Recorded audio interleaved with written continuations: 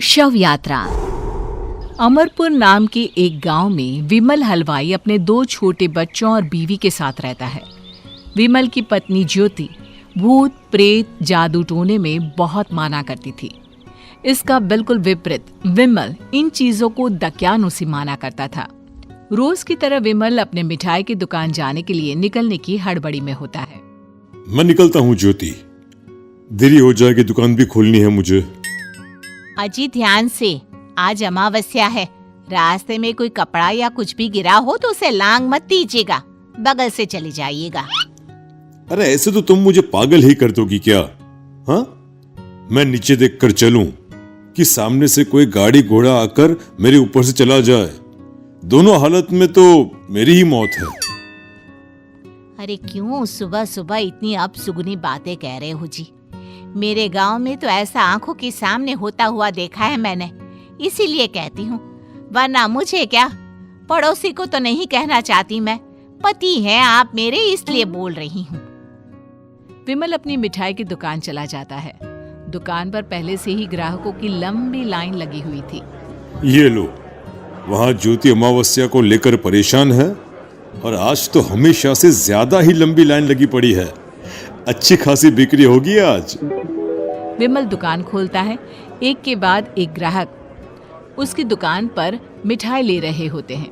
तभी गांव की एक बूढ़ी औरत विमल से कहती है, जिस तेजी से बिक्री हो रही है, कहीं किसी की नजर ना लग जाए, नींबू मिर्ची टांग ले।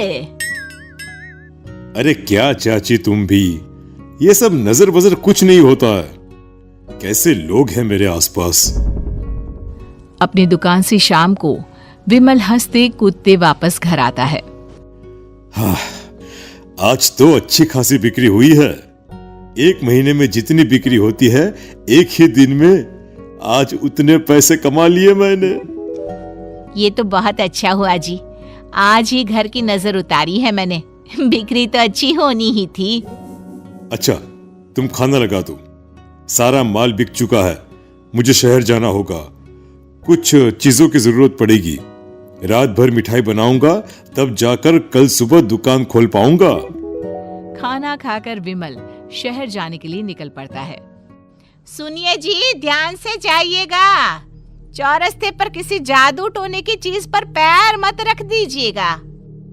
हे भगवान, हद हो गई ज्योति, ये तो मैं जा रहा हूं। विमल गुस्से से शहर जाने निकल पड़ता है।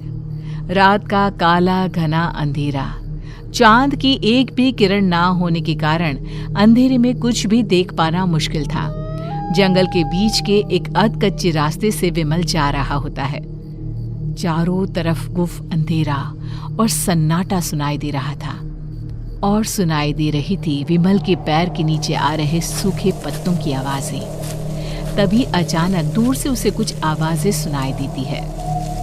अरे, ये इतनी रात को जंगल के रास्ते कौन जा रहा है? शायद कोई टोली होगी। राम नाम सत्य है, राम नाम सत्य है, राम नाम सत्य है, राम नाम सत्य है।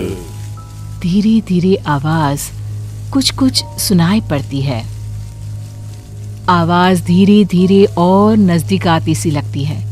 विमल देखता है कि उसके सामने से सजी धजी सफेद कपड़े में लिपटी एक अर्थी निकल रही है, जिसके साथ 5 लोग ही थे। 4 आदमियों ने उसे कंधा दिया हुआ था। एक मटका लिए आगे आगे बढ़ रहा था। विमल के बिल्कुल सामने आकर अर्थी रुक जाती है।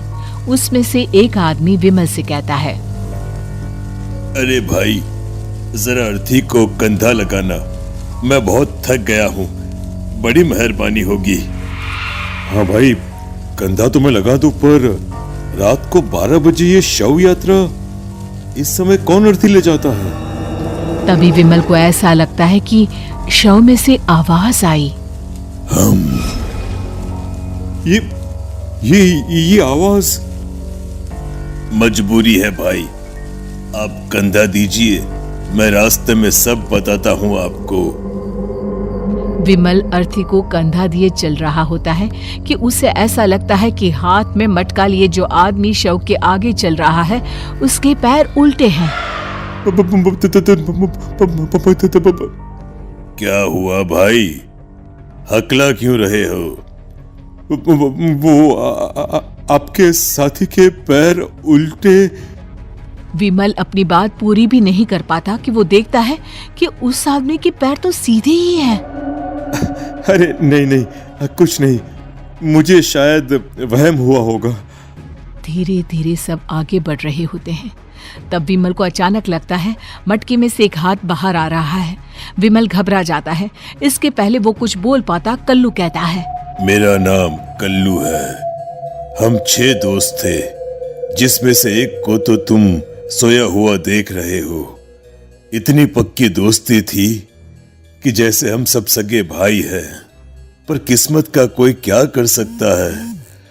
आज से 4 साल पहले एक नदी में हम सब नहाने गए थे, जिसमें डूबकर राजेश की मौत हो गई। किसी मजबूरी के कारण हमें उसकी अर्थी को रात को ही शमशान घाट ले जाना पड़ा। हम 5 उसे ले जा रहे थे। 4 साल पहले आप 5 में मैं कुछ समझा नहीं।